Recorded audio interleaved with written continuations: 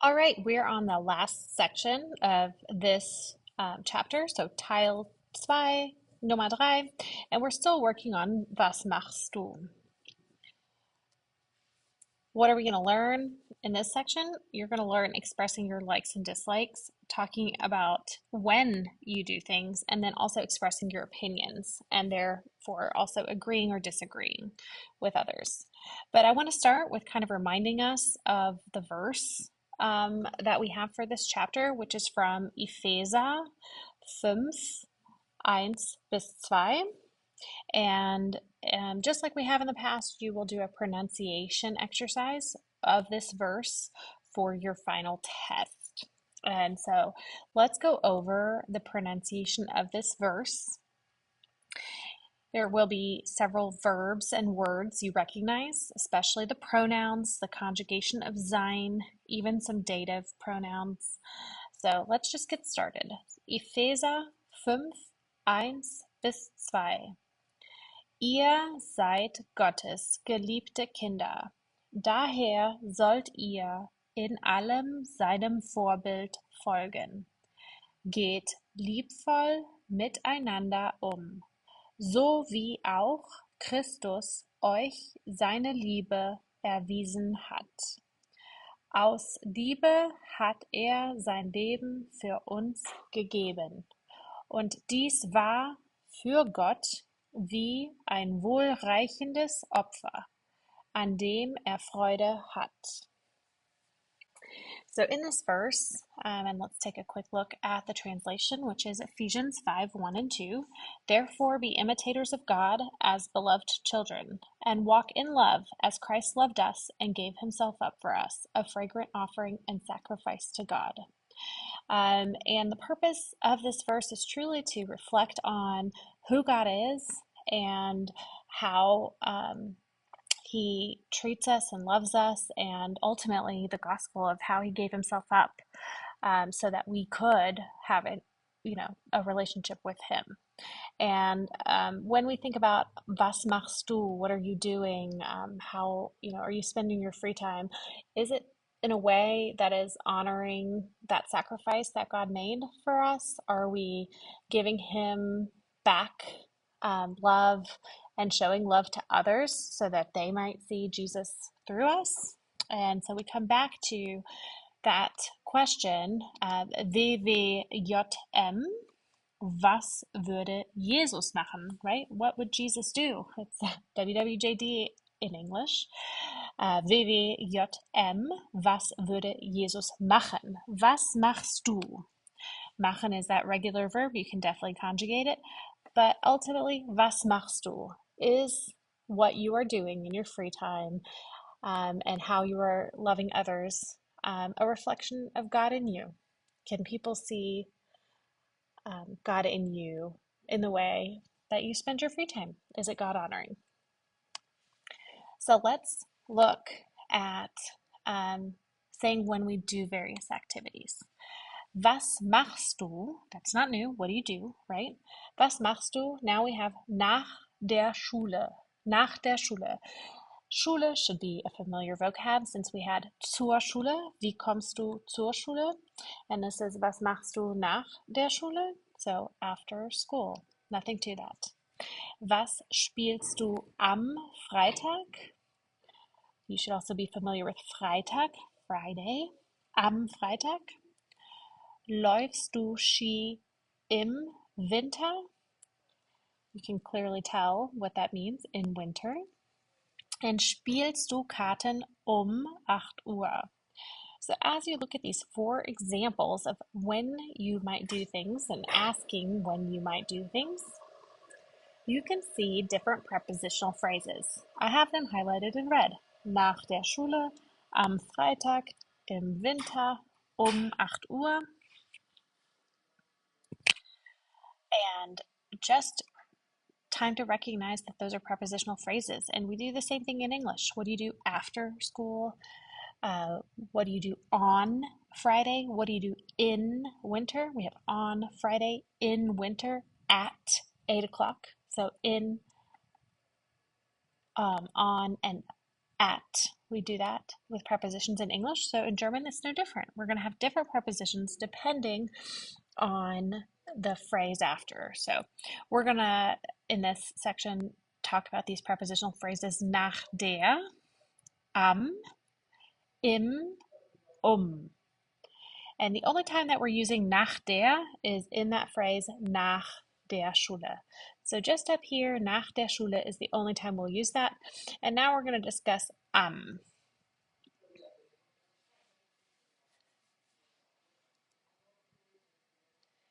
Die Wochentage. Die Wochentage, the days of the week.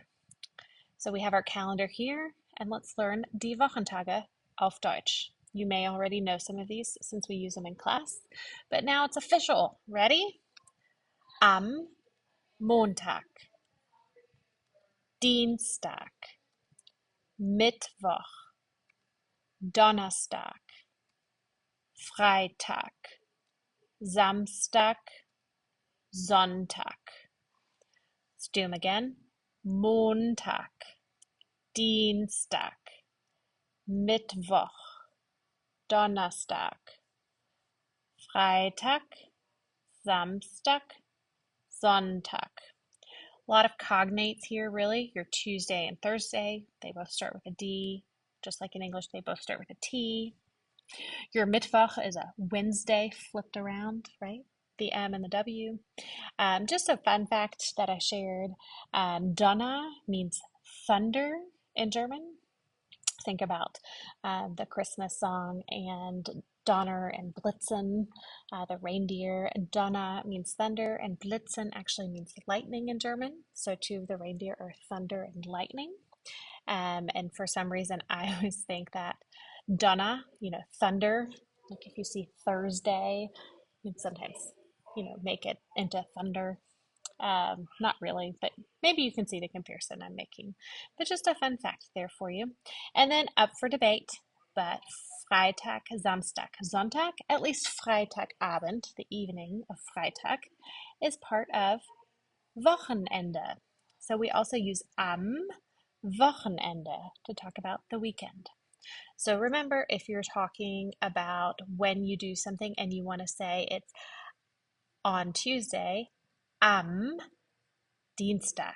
If you want to say it's on the weekend, am Wochenende. So, wann machst du das? Spielst du Fußball am Mittwoch? Ja, ich spiele am Mittwoch Fußball. Look at that word order. Ich spiele, and then we have the time expression, am Mittwoch, and then we have whatever's left in the sentence, Fußball at the end. Watch this. Ja, am Mittwoch spiele ich Fußball. What? I just started with the time expression am Mittwoch, and because I did that, I caused the subject and the verb to invert or to flip. Remember, nothing ever gets in between the subject and verb. They always stay together, and they always agree, right? Ich spiele, spiele ich. They always agree. But you can start with a time expression, and if you do start with a time expression, all you do is you flip the order of the subject and verb. So, besuchst du am Freitag Freunde? It's a question, right? Besuchst du am Freitag Freunde? Nein, ich besuche nicht am Freitag Freunde. What if I wanted to start with the time expression in my answer? What happens? Whoopsies, sorry. Get back where we were. My little clicker. Now, if I want to start with the time expression, nein, am Freitag besuche ich nicht Freunde. So again, all that we did is if we take the time expression and put it first, it causes inversion of our subject and verb. Nothing ever goes in between it, so look at where that nicht went. It went after the subject and verb combo, and the Freunde stayed at the end. But that's kind of a really cool thing when we talk about German word order. When we use time expressions, which you may see me using TE, time expressions, our time expression can definitely go first in a sentence. But if it does, then it's verb and then subject, inverted word order. You can also put the time expression after the subject verb. Remember, subject and verb are married, they're always together, they agree. So your subject and your verb conjugation are in agreement. But that time expression, if you do want to put it at the beginning, am Mittwoch höre ich Musik. That would be correct. Same phrase. Ich höre am Mittwoch gern Musik. I threw the gern in there just to show you where it would go. So just know word order with a time expression, you can put that time expression first, like in the first example, am Mittwoch, and then it's verb and then subject, höre ich Musik. There is a big practice on that, but basically, anytime you start a sentence, we're not talking about questions, anytime you start a sentence with something other than the subject, it causes the verb to be before the subject, inverted word order. Okay, so there's a whole big practice online for you to give yourself opportunity to practice this new type of word order. Moving on, we've talked about am. Am we use with the days of the week. Now we're going to talk about die Uhr. Die Uhr. This is die Uhr, the clock. And when we want to talk about doing something at a specific time, like we have soccer at 4 o'clock, we're going to use and then we're going to put our number, and then Uhr. So if soccer is at 4 o'clock, it's going to be 16 Uhr. Uh-oh, 16. That's right, military time. In Germany, you're going to use military time. So let's just really quickly go over the clock in German. We'll start with 1, 2, 3, 4, 5, 6, 7, 8, 9, 10, 11, 12. Now it's going to be 1 o'clock in the afternoon. 13, 14, 15, 16, 17, 18, 19, 20, 21, 22, 23, 24, sometimes also referred to as null. So if something is at 8 a.m. in the morning, it is 8 Uhr. But if it is at 8 a.m. p.m., it is 20 Uhr. So be sure to review your numbers and be confident that you can tell time and when you have an activity in German.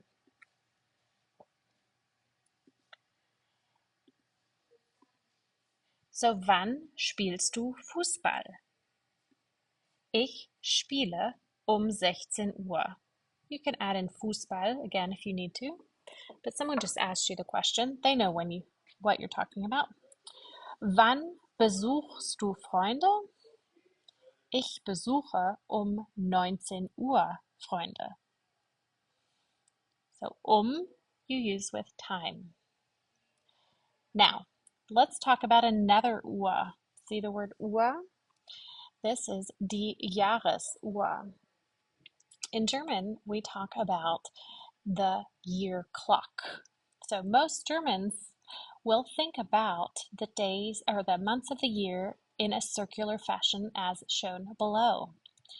We think of it this way because there's a familiar German children's song as well as game that allows us to sing the months of the year in a song fashion, and it talks about how the months of the year, lists them out, and when it comes to December, it says and then it starts all over again, and so it's in a circular fashion. So let's go over the months of the year because a lot of them look very similar. But the pronunciation is definitely Deutsch.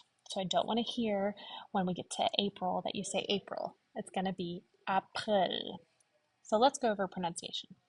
Januar, Februar, März, April, Mai, Juni, Juli, August, September, Oktober, November, December. And there is a link to the song in the actual written out lesson. So if you would like to listen to the song, it is very catchy and will help you with pronunciation of this. But as far as die Jahresuhr, so the year clock, we're talking about the months, die Monate. So Januar, Februar, März, April, Mai, Juni, Juli, August, September, October, November, December. You'll also notice that there are colors around a quarter of each of the clocks. And the other fun thing is, I think if you think about it and you have a number one here, like on the clock, number one is January, right? 1 January, 2 February, 3 March, 4 April, 5 May, 6 June, 7 July. And so it kind of helps with the clock too. But anyway, we also recognize the seasons as part of that year clock. So again, lots of cognates here, similar words, but pronunciation very important here. Let's start with Winter, not winter. Winter, Frühling, Sommer, Herbst. So again, the seasons are Winter, Frühling, Sommer, Herbst. And guess what? When we're talking about months of the year or seasons, we're going to use the preposition im. So im Monat, im Jahreszeit. So im Januar, im Februar, im März, im April, im Mai, im Juni, im Juli, im August, im September, im Oktober, im November, im Dezember. Same with our seasons. Im Frühling, im Sommer, im Herbst, im Winter. So remember, am for days of the week and weekend, for time, im for months and seasons.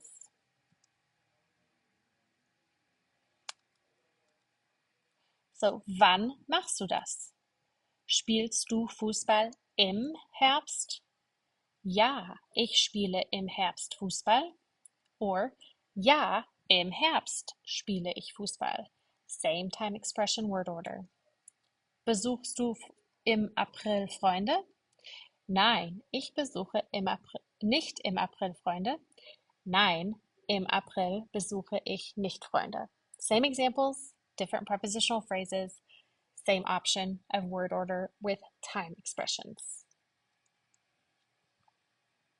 Now we're going to get to the final piece of learning, and it's wann machst du das? That's not new, but wie findest du das? Wie findest du das? So let's look back at that conversation from a minute ago. Spielst du Fußball? Ja, ich spiele Fußball. Im Herbst spiele ich Fußball. Like I said, there it is. Wann spielst du es? Referring to Fußball. Im Herbst spiele ich Fußball. Now, the new question. Wie findest du es? Findest du es? It's asking literally, how do you find it if we were to make a direct translation? But remember, we really don't. What a German would be asking you is, what's your opinion? What do you think about that? Like, how do you like it? So, ich finde Fußball super. Super is something you're already familiar with. And what do you notice about this conjugation, findest and finde? That's right. Finden is a regular verb. Regular verb. You can conjugate it. But do remember the stem ends in a D, right? F-I-N-D is our stem. And when it ends in a D, just pop in that E before adding a T or ST ending. So it literally means to find. And so we need some opinion vocabulary if we're going to answer wie findest du Fußball, for example. If you don't like something, here are some possible vocabulary. Blöd. Blöd. It means stupid. You think it's stupid. Schlecht. This one is also not new to you. Schlecht, bad. Macht keinen Spaß means it's not fun. and langweilig. Langweilig. If you're going to be talking about positive opinion vocabulary, then here are some ideas to use. Prima, spitze, super, toll. All four of these are just great, awesome. You really like it. So spitze, super, toll, prima.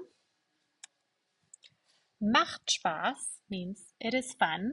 You find it fun. And interessant. Again, I don't want to hear interessant. I want to hear interessant.